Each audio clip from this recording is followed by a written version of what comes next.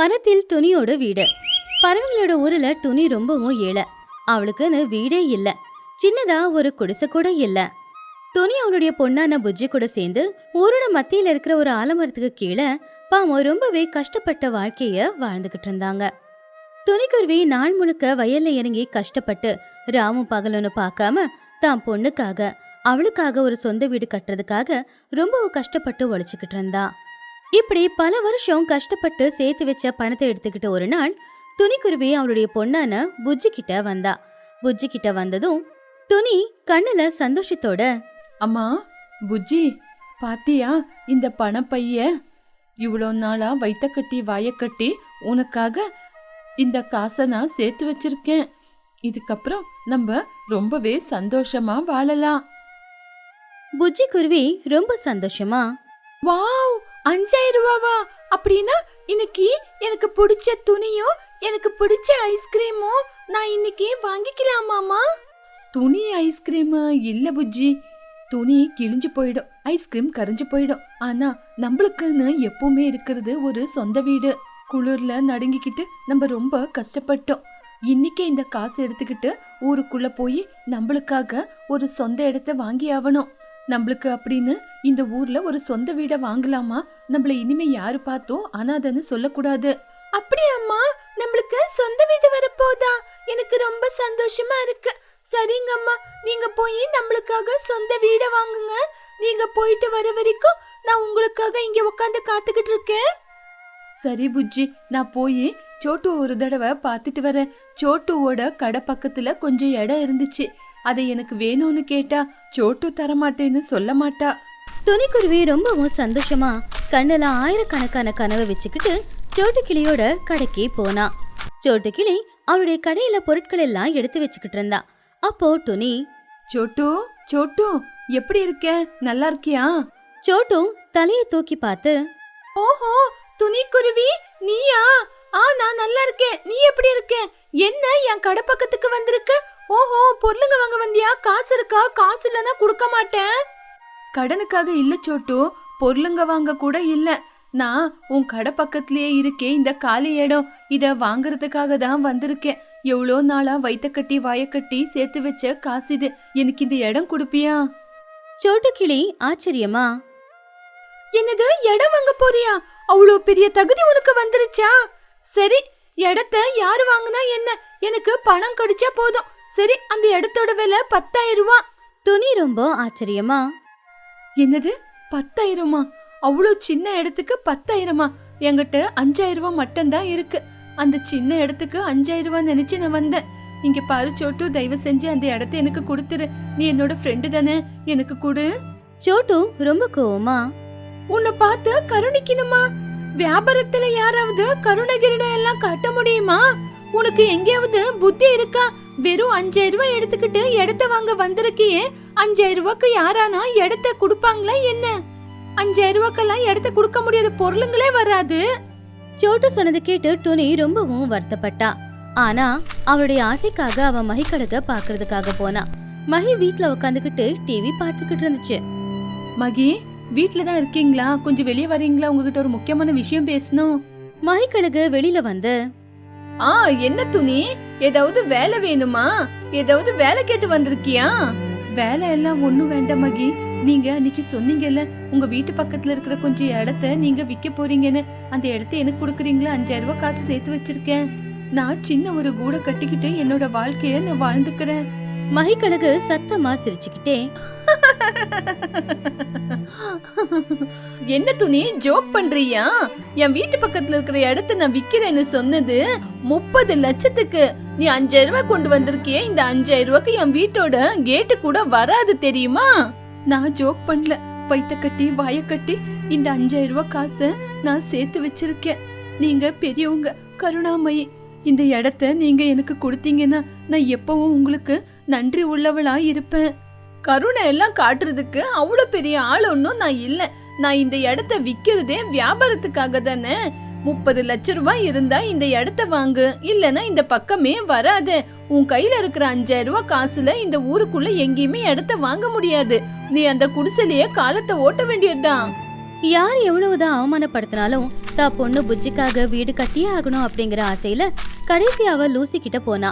ஆனா லூசியும் அந்த இடம் 50,000 ரூபாய் அப்படின்னு சொல்லி துணிய ரொம்பவுமே அவமானப்படுத்திட்டு அங்கிருந்து அனுப்பிட்டா. இனி வேற வழி இல்ல அப்படிங்கறதுனால துணி குருவி ஊர்ல எல்லாரும் விடவும் பணக்காரியான சிச்சுவோட வீட்டுக்கு போனா. சிச்சு அவளுடைய வீட்டுல ஹால்ல உட்காந்துக்கிட்டு ஜூஸ் குடிச்சுக்கிட்டு இருந்தா. அப்படி அவ ஸ்டைலா உட்காந்துக்கிட்டு இருக்கும்போது துணி வீட்டுக்குள்ள வந்து, ಚಿಚ್ಚು ನಿಮ್ ಜೊತೆ ಸ್ವಲ್ಪ ಮಾತಾಡ್ಬೇಕು. அதுக்கு சிச்சு காக்கா, என்ன துணி, நான் ரெஸ்ட் எடுக்கிற நேரத்துல வந்திருக்கேன். உனக்கு கடனா பணம் வேணுமா? உனக்கு குடுக்கற அளவுக்கெல்லாம் இப்ப என்கிட்ட காசு இல்ல. ஐயோ, கடனா எல்லாம் காசு கேட்க வரல. ஊருக்கு வெளியே உங்களுக்கு கொஞ்சம் இடம் இருக்குல்ல, அந்த இடத்த எனக்கு கொடுத்தீங்கன்னா என் குழந்தைக்காக இந்த ஊருக்குள்ள ஒரு சின்ன குடிசை வீடா கட்டிக்கலான்னு இருக்கேன். தயவு செஞ்சு அந்த இடத்த எனக்கு கொடுக்குறீங்களா? சிச்சு காக்கா சத்தமா சிரிச்சு, என்னது, இடத்த வாங்க போறியா? நீ கூலி வேலை செய்யறவ, கூலி வேலை செஞ்சுதானே வாழ்றவ. நீ போய் என்னோட இடத்த வாங்க போறியா? ஊருக்கு வெளியே இருக்க என்னோட இடம், அது 20 லட்சம் ரூபா.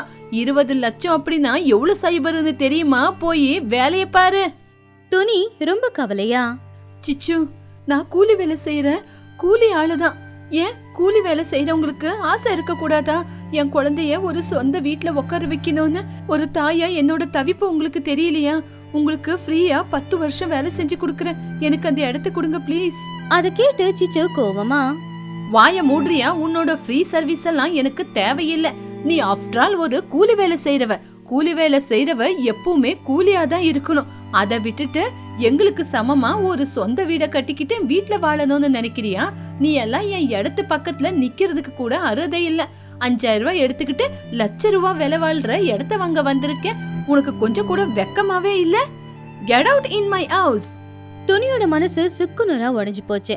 அவ ஏழைங்கிற ஒரே ஒரு காரணத்தினால ஊர்க்காரங்க எல்லாரும் அவமானப்படுத்துறத பார்த்து மனசு பாரத்தோட அவ அங்கிருந்து கிளம்புனா. ஊரோட எல்லையில இருக்கிற அந்த மரத்துக்கு மேல புஜ்ஜி அமைதியா உட்காந்துக்கிட்டு இருந்தா. அவங்க அம்மா சோகமா வந்தத புஜ்ஜி கவனிச்சா. புஜ்ஜியும் அவங்க அம்மாவும் 2 பேருமே கட்டி பிடிச்சுக்கிட்டாங்க. அம்மா, என்னம்மா ஆச்சு? ஏம்மா அழுவுறீங்க? யாராவது உங்களை பார்த்து ஏதாவது சொன்னாங்களா? யாருமே இடத்த குடுக்கலையாம்மா? துணி கண்ணீரை தொடச்சுக்கிட்டு, ஆமாமா, இடத்துக்காக போன என்ன ரொம்ப கேவலப்படுத்தி பேசிட்டாங்க. நம்மள மாதிரி கூலி ஜனங்க வாடகை வீட்டுல தான் இருக்கணுமாமா, இடத்த வாங்க கூடாதான். சிச்சு, மகி, சோட்டு எல்லாரும் என்ன பார்த்து ரொம்ப கேவலமா பேசிட்டாங்க. 5,000 ரூபாய் காசுக்கு ஒரு சின்ன இடம் கூட கிடைக்காதுன்னு சொல்லிட்டாங்க. இங்க பாருமா புஜ்ஜி, உனக்காக இந்த அம்மானால ஒரு வீட்டை கூட கட்டி கொடுக்க முடியல. வாழ்க்கை முழுவதும் இந்த மரத்துக்கடியில மண்ணுல தான் வாழணும் போல. புஜ்ஜி அழுதுகிட்டே, அம்மா அழாதீங்கம்மா, நம்மளுக்கு வீடு இல்லைனாலும் பரவாயில்லம்மா. நம்ம வாழ்க்கை முழுவதும் இந்த மரத்துக்கடியிலேயே வாழ்ந்துட்டு போயிடலாம். எல்லாரும் நம்ம சொந்த வீடு வாங்குறதுக்கு கூட லாயக்கில்லைன்னு கேவலப்படுத்துறாங்களா? நீங்க கவலைப்படாதீங்கம்மா. அப்படி அம்மா பொண்ணு 2 பேருமே அவங்க நிலைமையை நினைச்சு ரொம்பவும் கவலைப்பட்டு அழுதுகிட்டே உட்காந்துக்கிட்டு இருந்தாங்க. அப்பதான் அந்த பக்கமா வந்த குஹு வாத்து அவங்க அழுகையை பார்த்து அவங்க பக்கத்துல வந்துச்சு. குஹு ரொம்பவுமே புத்திசாலி. என்ன துணி, அம்மாவும் பொண்ணும் இப்படி அழுதுகிட்டு இருக்கீங்க? என்ன ஆச்சு? இந்த ஊருக்குள்ள யாராவது உங்களை பார்த்து ஏதாவது சொன்னாங்களா? துணி அழுதுகிட்டே குஹு கிட்ட யாரெல்லாம் அவளை எந்த அளவுக்கு அவமானப்படுத்தினாங்களோ எல்லாத்தையுமே சொன்னா. அதை கேட்டு குஹு ரொம்ப கவலையா, துணி, எதுக்காக நீ கண்ணீர் விட்டுக்கிட்டு இருக்க? அவங்க எல்லாம் பண திமிரல அந்த மாதிரி தான் ஆடுவாங்க. நீ அத பத்தி எல்லாம் கவலைப்படாத. ஒரு மண்ணுல வீடு கட்டணும், அவ்வளவுதானே. உன் கண்ணு முன்னாடி இடம் இருக்கும்போது நீ எதுக்காக தவிக்கிற? துணி ரொம்ப ஆச்சரியமா, அவகாசம் என் கண்ணு முன்னாடி இருக்கா? எனக்கு யாருமே இடம் இல்லைன்னு சொன்னதுக்கு அப்புறம் அவகாசம் என் கண்ணு முன்னாடி எப்படி இருக்கும் குஹு? உனக்கு ஒரு விஷயம் தெரியுமா? ஒவ்வொரு வருஷமும் புயல் காத்து மழை வந்துகிட்டு தான் இருக்கும். இந்த வருஷமும் அந்த மாதிரி ஒரு புயல் காத்து மழை இருக்குன்னு எல்லாரும் முந்தனைத்து பேசிக்கிட்டாங்க. நம்ம ஊரு பக்கத்துல இருக்கிற அந்த பெரிய டேம் உடைஞ்சு போய் மழை தண்ணி எல்லாம் நம்ம ஊருக்குள்ள வர அவகாசம் இருக்குன்னு எல்லாருமே சொல்லிக்கிட்டு இருக்காங்க. நிலத்து மேல வீடு கட்டி இருக்கிறவங்களோட வீடெல்லாம் நாசமா போதான். நீ எப்படியும் ஒரு மரத்துக்கடியில தான் வாழ்ந்துகிட்டு இருக்க. அந்த மரம் ரொம்ப கட்டியாவும் இருக்கு, ரொம்ப உயரமாவும் இருக்கு. நீ எதுக்காக இந்த மரத்திலேயே ஒரு வீட்டை கட்டிக்க கூடாது? புஜ்ஜி கண்ணு தொடச்சுக்கிட்டு, மரத்து மேல வீடா? ஆமா புஜ்ஜி, மரத்து மேல வீடு கட்டிக்கிட்டு சந்தோஷமா இருக்கலாமே. மழை தண்ணி வந்து ஊரெல்லாம் முழுங்கி போய் தண்ணியில ஊரே அடிச்சுக்கிட்டு போனாலும் நீங்க மட்டும் இந்த மரத்து மேல சந்தோஷமா வாழ்ந்துட்டு போலாமே.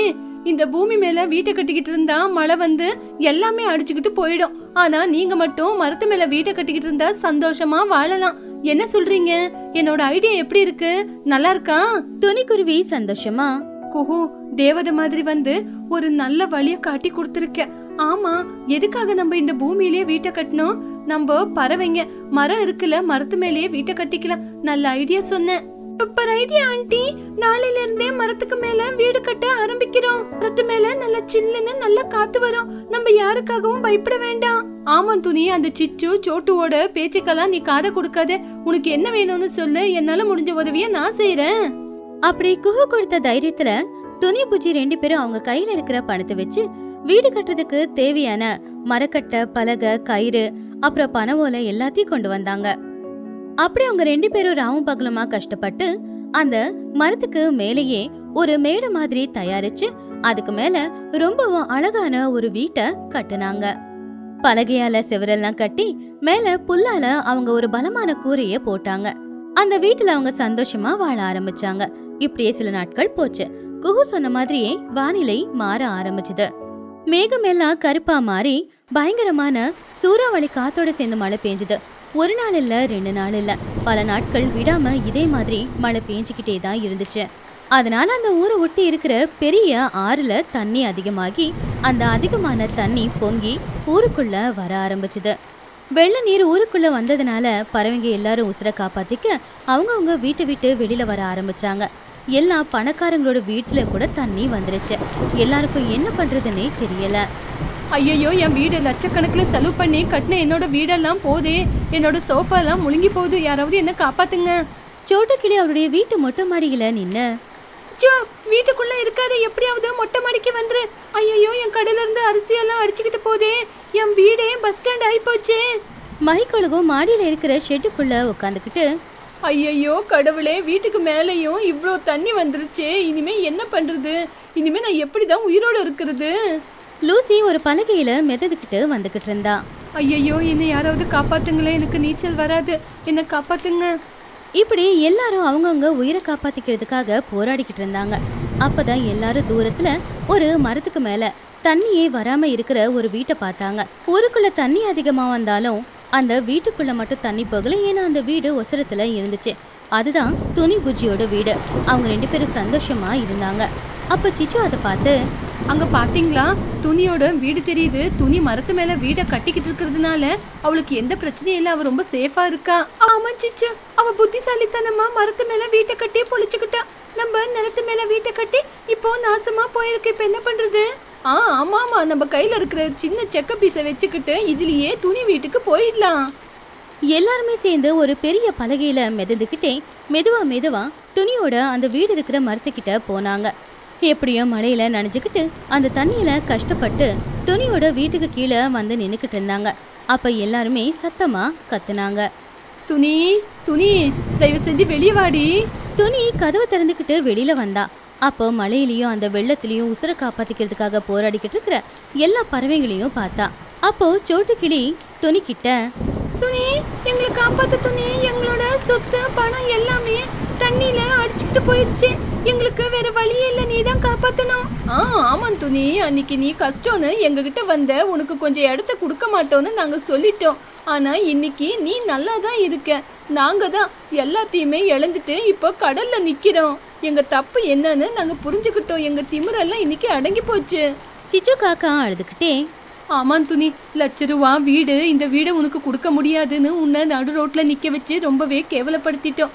ஆனா இன்னைக்கு அந்த சொத்தெல்லாம் இழந்து நாங்க தண்ணியில நின்னுகிட்டு இருக்கோம். தயவு செஞ்சு எங்களை காப்பாத்து துணி. நாங்க உன்னை கைவிட்ட மாதிரி இன்னைக்கு நீ எங்களை கைவிட்டுறாத. இன்னைக்கு உன்னை விட்டு எங்களை காப்பாத்த யாருமே இல்ல. அவங்க நிலைமைய பார்த்து துணியோட கண்ணுல இருந்து கண்ணீர் வந்துச்சு. அவளை அவமானப்படுத்தினவங்க தான். ஆனா அவங்க நிலைமை இப்ப ரொம்ப மோசமா இருந்ததுனால துணி ரொம்ப கவலையோட, யாருமே கவலைப்படாதீங்க, நம்ம பறவைங்க. அன்னைக்கு நீங்க எல்லாரும் என்ன அவமானப்படுத்தினதுனால தான் குஹுவோட ஒத்தாசையோட நான் இன்னைக்கு இந்த வீட்டை கட்டிக்கிட்டு சந்தோஷமா இருக்கேன். இன்னைக்கு இந்த வீடு தான் கஷ்டப்படுற உங்களுக்கு கூட இடத்த கொடுத்து காப்பாத்த போகுது. சரி, அந்த கொம்பையை பிடிச்சிக்கிட்டு மெதுவா மேலே ஏறி வாங்க. துணி எல்லாரையும் பார்த்து பாவப்பட்டு அவளுடைய வீட்டுக்குள்ள அவங்க எல்லாரையுமே கூட்டிக்கிட்டா. வீட்டுக்கு வந்தது அவங்க உடம்பு தொடுக்கி துண்டை கொடுத்து அவங்களுக்கு சுட சுட காஃபி டீயை போட்டு கொடுத்து சாப்பிட சாப்பாடும் கொடுத்தா. எல்லாரும் சாப்பிட்டு முடிச்சதுக்கு அப்புறமா துணியை பார்த்து கையெடுத்து கும்பிட்டு மன்னிப்பு கேட்டாங்க. துணி, உன் மனசு சின்னதா இருந்தாலும் உன் வீடு ஆகாயத்து மாதிரி ரொம்ப பெருசா இருக்கு. நாங்க அன்னைக்கு தப்பு பண்ணாலும் இன்னைக்கு எங்களுக்கு நீ தான் உதவி செஞ்சிருக்க. என்ன பண்றது சிச்சோ, கஷ்டப்படும் போது உதவி செய்யறது தான் மனுஷ குணம். நீங்கெல்லாம் கஷ்டப்படும் போது என்னால பாத்துக்கிட்டு எப்படி சும்மா இருக்க முடியும்? அப்படி எல்லாரும் துணியோட வீட்டுல ரொம்ப சேஃபா தான் இருந்தாங்க. அந்த வெள்ளத்துல துணி மட்டும் அவங்களுக்கு உதவி செஞ்சிருக்கல அப்படின்னா அவங்க எல்லாருடைய உயிருமே போயிருக்கும். ஒருத்தங்க கஷ்டத்துல இருக்கும்போது அவங்க கஷ்டத்தை புரிஞ்சுக்கிட்டு உதவி செய்யலனாலும் பரவாயில்ல, ஆனா அவங்க கஷ்டத்தை பார்த்து நாம அவமானப்படுத்தவோ அவங்கள இன்னும் மேல கஷ்டப்படுத்தவோ கூடாது. அப்படி கஷ்டப்படுத்தினா அந்த கடவுள் நாளைக்கு அவங்க கிட்டயே நம்மள கொண்டு போய் நிப்பாட்டுவாரு. அது நமக்கு பெரிய பாடமா இருக்கும். பனை ஓலை வீட்டில் இறால் குழம்பு. துணிக்குருவி ரொம்பவும் ஏழை. தான் புருஷன் இறந்ததுக்கு அப்புறமா அவளுடைய ஒரே ஒரு பொண்ணான புஜ்ஜிய வளர்க்கறதுக்காக அவளால முடிஞ்ச வரைக்கும் கஷ்டப்பட்டு உழைச்சுக்கிட்டு இருந்தா. அவங்க வாழ்ந்துகிட்டு இருந்தது ஒரு பனை ஓலை வீட்டுல. அந்த வீடு ரொம்ப சின்னது. ஒரு காத்தடிச்சா கூட அந்த வீடு அசையும். மழை பெஞ்சா வீட்டுக்குள்ள தண்ணி சொட்டும். வீட்டுக்குள்ள தண்ணியே வந்துடும். ஆனாலும் கூட துணி யாருக்கிட்டயுமே கைய நீட்டாம தான் ஒரு பொண்ணுக்கு எந்த ஒரு கஷ்டமும் வராம அவளை பாசமா பாத்துக்கிட்டு இருந்தா. ஒரு நாள் புஜ்ஜிக்குருவி விளையாடிக்கிட்டே மகிக்கழுகோட வீட்டுக்கிட்ட போனா. அங்க மகிக்கழுகு சோட்டுக்கிளி 2 பேரும் சேர்ந்து விலை ரொம்பவும் அதிகமான இறால் குழம்ப செஞ்சுக்கிட்டு இருந்தாங்க. அந்த வாசம் புஜ்ஜிக்கு ரொம்பவும் பிடிச்சு போச்சு. அந்த வாசம் வந்ததை பார்த்ததுமே அவளுக்கு வயிற்றுக்குள்ள பசியும் கிழிச்சு. உடனே அவ அவங்க வீட்டுக்குள்ள போனா. ஆசையா, சோட்டு அத்தை, நீங்க என்ன சமைச்சுக்கிட்டு இருக்கீங்க?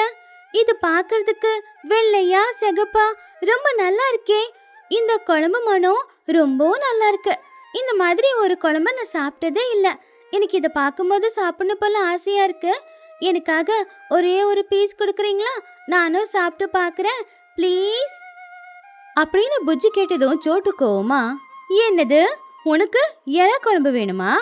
எறா கிலோ எவ்வளோனாவது தெரியுமா?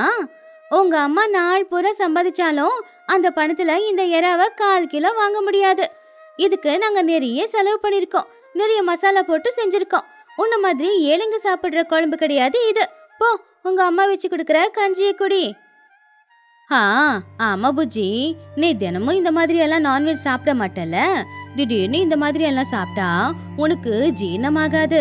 உங்க அம்மா உனக்காக எப்பவுமே காய்கறி குழம்பு, பருப்பு குழம்பு, கீரை குழம்புன்னு செஞ்சு கொடுப்பால. அதுதான் உன் உடம்புக்கு ரொம்ப நல்லது. இங்க நின்னுக்கிட்டு ஆசையா பாத்துக்கிட்டு இருக்காத. அப்புறம் எங்களுக்கு கண்ணு பற்ற போகுது. அதுக்கப்புறம் எங்களுக்கு தான் வயிறு வலி வரும். அதை கேட்டதும் பாவம் புஜ்ஜி ரொம்பவும் கவலையோட, நான் ஒன்னும் உங்களை பார்த்து கண்ணு வைக்கல அத்தை. அந்த வாசத்தை பார்த்தது எனக்கு சாப்பிடணும் போல இருந்துச்சு, அவ்வளவுதான்.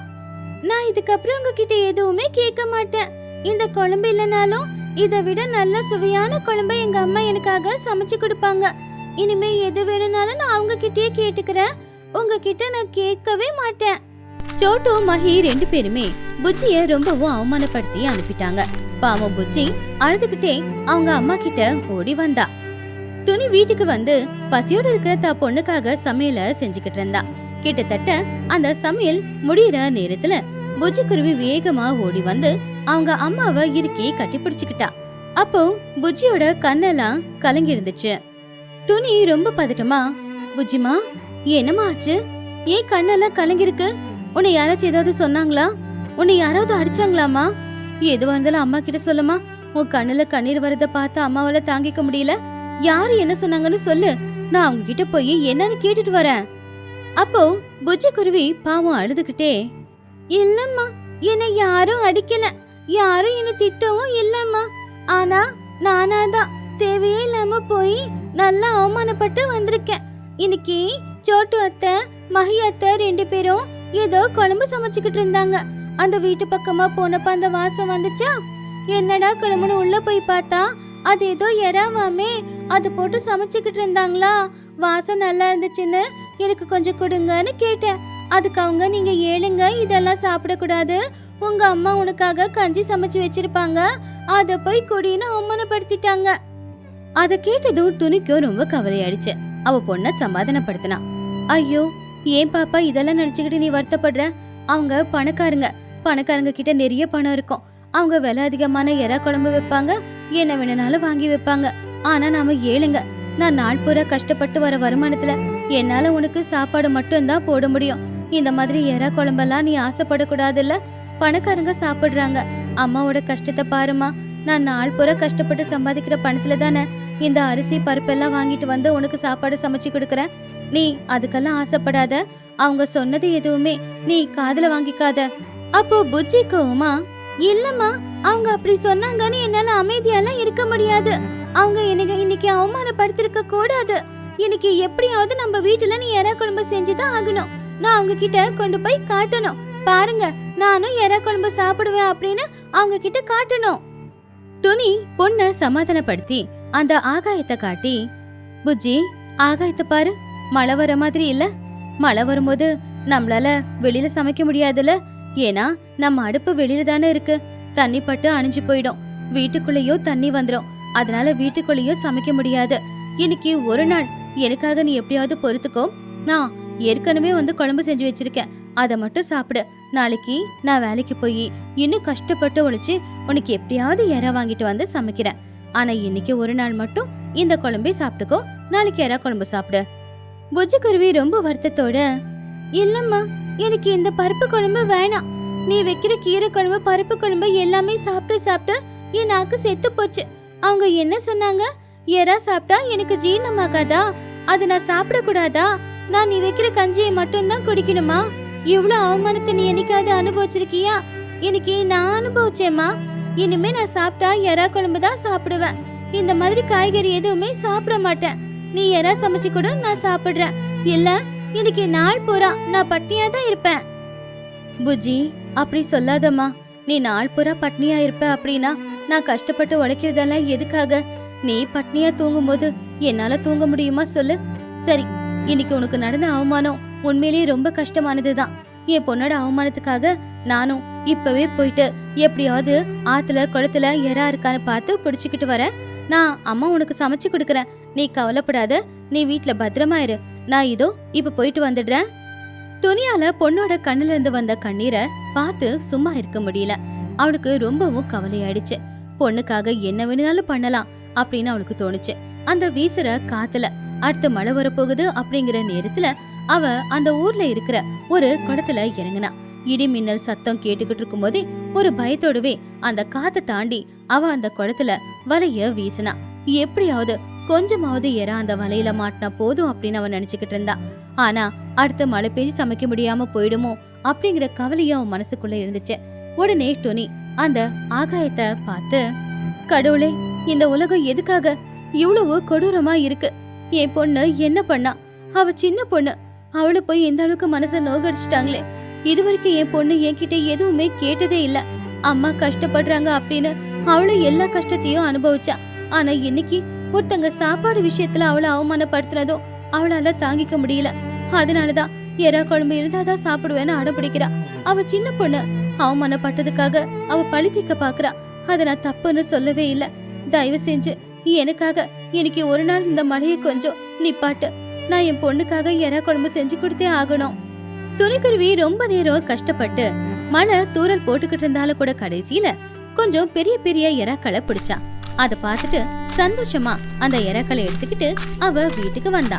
அம்மா வீட்டுக்கு வந்ததும் அவ கையில இருக்கிற கூடையில இருக்கிற எறாக்களை பார்த்த உடனேயே புச்சி ரொம்பவும் சந்தோஷப்பட்டா. அட அம்மா, கடைசியில நீ எறா கொண்டு வந்துட்டியா? சூப்பர்மா. எனக்கு உன்னை பத்தி நல்லா தெரியும். நான் என்ன கேட்டாலும் நீ செய்வேன்னு. இன்னைக்கு எறா குழம்பு செஞ்சு கொடுமா. என்ன அவமானப்படுத்தினவங்கள போயிட்டு நான் திரும்ப அவமானப்படுத்திட்டு வந்துடுறேன். அத கேட்டு துணி சிரிச்சுக்கிட்டே, இப்ப நீ சந்தோஷமா இருக்கியா? உன் முகத்துல இந்த சிரிப்பு பாக்குறதுக்காக அம்மா என்ன வேணும்னாலும் செய்வேன், எவ்வளவு வேணும்னாலும் கஷ்டப்படுவேன். சரி இரு, நான் இப்பவே எறாவை சுத்தம் செஞ்சுட்டு வெளியில மண்ணடுப்புல சோட்டு மஹி சமைச்சதை விட சுவையான எறா குழம்ப நான் சமைக்கிறேன். அது நீ சாப்பிடு. அதுவே எனக்கு சந்தோஷம். மழை வர மாதிரி இருக்கு. நீ வீட்டுக்குள்ளேயே இரு. நான் சீக்கிரமா குழம்பு சமைச்சு கொண்டு வந்துடுறேம்மா. அப்படி புஜ்ஜிய வீட்டுக்குள்ள உட்கார சொல்லிட்டு துணி வெளியில போய் அந்த எறாவை கிளீன் பண்ணி கொண்டு வந்து அங்க இருக்கிற விறகடுப்ப பத்த வச்சு அதுல எண்ணெயை ஊத்தி கடுகு போட்டு மசாலா எல்லாத்தையுமே போட்டு கடைசியில எறாவையும் போட்டு நல்ல குழம்ப கொதிக்க விட்டா. அந்த குழம்பு கொதிக்கிற அந்த வாசம் வீட்டுக்குள்ள இருந்த புஜ்ஜியோட மூக்குக்கு வந்துகிட்டு தான் இருந்துச்சு. இன்னென்ன கொஞ்ச நேரத்துல குழம்பு இறக்க போறோம் அப்படின்னு இருக்கும்போது துணிக்குருவி ரொம்ப சந்தோஷமா, பாத்தியா புஜ்ஜி, குழம்பு கொதிச்சுக்கிட்டு இருக்கு. வாசம் மணமணக்குது பாத்தியா? இந்த வாசத்துக்கே 2 குண்டா சோறு இறங்கும். என் பொண்ணு கேட்டதுனால நான் இன்னும் சுவையா வச்சிருக்கேன். இப்பவே சூடான சாப்பாட்டுல இந்த எற குழம்பு ஊத்தி கொடுக்கறேன். நீ மணக்க மணக்க சாப்பிடு, சரியாம்மா? அப்போ புஜ்ஜி உள்ள இருந்து, அம்மா மனம் உண்மையிலே ரொம்ப நல்லா வருதுமா. அங்க வந்த மனத்தை விட இந்த மனம் ரொம்ப சூப்பரா இருக்கு. நான் தட்டு ரெடியா வச்சிருக்கேன். சீக்கிரமா உள்ள கொண்டு வாமா. நம்ம 2 பேரும் தட்டுல சுட சுட சோற போட்டு எற குழம்பு ஊத்தி சாப்பிடலாம். அம்மா நான் என்ன கேட்டாலும் நீ செய்யறம்மா. வேர்ல்ட்லயே நீதாம்மா தி பெஸ்ட் அம்மா. அப்படி துணி சந்தோஷமா பொண்ணுக்காக குழம்பு செஞ்சு கொண்டு போலான்னு நினைச்சாலும் கூட அது இயற்கைக்கு சுத்தமா பிடிக்கல போல. திடீர்னு காத்து வேகமா வீச ஆரம்பிச்சது. வேகமா வீசுற காத்துக்கு அந்த குடிசையே தூக்கிட்டு போற மாதிரி தான் இருந்துச்சு. அத பார்த்து துணிக்குருவி ரொம்பவும் பயந்து போயிட்டா. இடி மின்னல் சத்தம் வர அதிகமா கேட்டுச்சு. ஐயோ, காத்து வேகமா வீசுது. புஜ்ஜி, நீ வெளியில வராத, உள்ளே இரு. நான் குழம்பு எடுத்துக்கிட்டு உள்ள வந்துடுறேன். பயப்படாத, இதோ அம்மா வந்துடுறேன். துணி எப்படியாவது அந்த குழம்பு கிண்ணத்தை வீட்டுக்குள்ள கொண்டு போயிடலாம் அப்படின்னு பார்க்கும்போது திடீர்னு வீசின காத்துக்கு மழைக்கு அவங்க வீட்டோட கூரை அப்படியே பறந்து போயிடுச்சு. இப்ப வீட்டுக்குள்ளெல்லாம் தண்ணி. அங்க இருக்கிற பனை ஓலை எல்லாமே காத்துல பறந்து போய்கிட்டு இருந்த அந்த நேரத்துல துணி ஆசை ஆசையா புஜ்ஜிக்காக செஞ்ச குழம்பு கூட அந்த காத்துல அப்படியே குண்டாவோட சாஞ்சிடுச்சு. குழம்பெல்லாம் மண்ணோட மண்ணா போய் வீணா போச்சு. துணி புஜ்ஜி 2 பேரும் மட்டும் இப்போ உசுரோட இருந்தாங்க. அவங்க 2 பேரும் ரொம்பவுமே கவலைப்பட்டாங்க. அம்மா அம்மா, நம்ம பனவோல வீடு காத்துக்கு பறந்து போயிடுச்சுமா. எனக்கு ரொம்ப பயமா இருக்குமா. அம்மா என்ன காப்பாத்துமா. அப்போ துணிக்குருவி புஜ்ஜிய பிடிச்சுக்கிட்டு, புஜ்ஜி அழாதம்மா, அம்மா இருக்கல. அம்மா இருக்கும்போது உனக்கு எதுவும் ஆகாது. துணி கீழே கொட்டி போன குழம்ப பார்த்து, ஐயோ என் பொண்ணுக்காக வச்ச குழம்பு இப்படி மண்ணோட மண்ணா போயிடுச்சே. கடவுளே, உனக்கு கொஞ்சமாவது கருணை இருக்கா? என் பொண்ணுக்காக ஆசை ஆசையா செஞ்ச குழம்ப இப்படி கொட்டிட்டியே.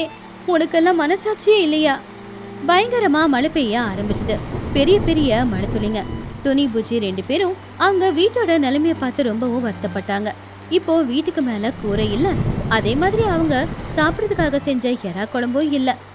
அவங்களுக்குன்னு உதவி செய்ய யாருமே இல்ல. 2 பேருமே அந்த மழையில நனைஞ்சுக்கிட்டு அப்படியே தான் நின்னுக்கிட்டு இருந்தாங்க. அம்மா, எனக்கு பசிக்குது.